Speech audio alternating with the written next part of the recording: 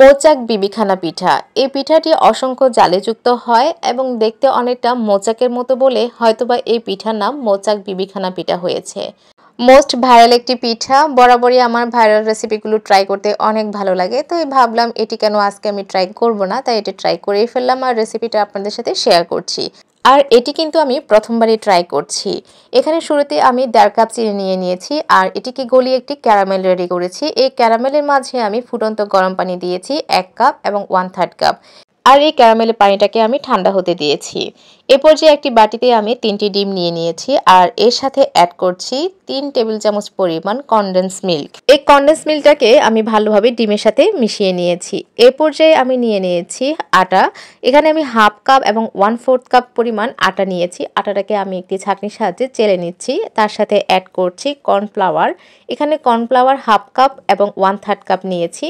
তার সাথে অ্যাড করছি আমি বেকিং সোডা 1/2 চা চামচ আর বেকিং পাউডার 1 চা চামচ। সবকিছু ভালোভাবে আমি এখন মিশিয়ে নিব। এই রেসিপিটা তৈরি করতে উপাদান কিন্তু খুবই কম লাগে, তবে সময়টা কিন্তু অনেকক্ষণই লাগে।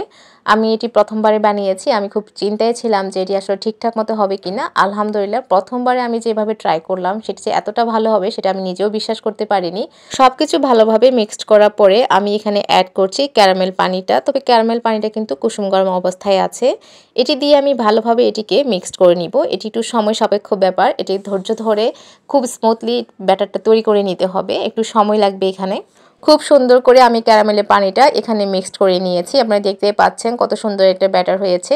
এই পর্যায়ে আমি এখানে অ্যাড করছি 1/2 কাপ সয়াবিন তেল। এই সয়াবিন তেলটাকেও আমি কিন্তু ব্যাটারের সাথে ভালোভাবে মিশিয়ে নিচ্ছি। আপনারা দেখতেই পাচ্ছেন খুব সুন্দর একটা ব্যাটার কিন্তু আমার তৈরি হয়ে গেছে। এখন আমি একটি কেক মোল্ড নিয়ে নিয়েছি আর কেক মোল্ডের ভিতরে আমি একটু তেল ব্রাশ করে দিয়েছি, ভিতরে একটি কাগজ দিয়েছি। তারপরে এখানে ব্যাটারটা আমি ঢেলে দিচ্ছি। এই তো আমার সবগুলো ঢালা হয়ে গেছে। আপনাদেরকে যদি কাছ থেকে দেখা যায় ব্যাটারটা কতটা স্মুথ হয়েছে এবং সুন্দর হয়েছে। তবে কেক মোল্ডটা আমার আর একটু বড় নেওয়া উচিত ছিল, এখানে আমি একটু ভুল করেছি। এই পর্যায়ে একটি ফ্রাই প্যান আমি গরম করে নিয়েছি। চুলার আগুনটা আপনাদেরকে দেখাচ্ছি। আমি এটি মিডিয়ামে রেখে প্রায় 40 থেকে 45 মিনিটের মতো এটিকে এইভাবে আমি রেখে দেব এই আঁচেই। তো আরেকটা বিষয় হচ্ছে, যেহেতু আমার কেক মোল্ডটা ছোট হয়েছে, অনেকটা ব্যাটার কিন্তু উপচে পড়ে গেছে যখন এটা কুক হচ্ছিল। 45 মিনিট পরে এসে আমি চুলার আঁচটা কিন্তু কমিয়ে দিয়েছি, একেবারে লো করে দিয়েছি এবং এই পর্যায়ে আমি 30 থেকে 35 মিনিটের মতো এটি রেখেছি। একটি কাঠি দিয়েও কিন্তু দেখেছি যেটা ভেতরটা ভালোভাবে কুক হয়েছে কিনা। তো আলহামদুলিল্লাহ এটা কিন্তু ভালোভাবে ভেতরটা কুক হয়ে গেছে। এখন আমি এটিকে ডিমোল্ড করে নিচ্ছি। এটি খেতে কিন্তু দারুণ মজা। আপনারা যারা এখনও এই পিঠাটি ট্রাই করেননি তারা অবশ্যই কিন্তু এটি ট্রাই করবেন। আর এটি এখন আমি আপনাদেরকে কেটে দেখাচ্ছি এর ভেতরটা কতটা জালিযুক্ত হয়েছে। অল্প কিছু উপকরণে খুব মজার একটি পিঠা।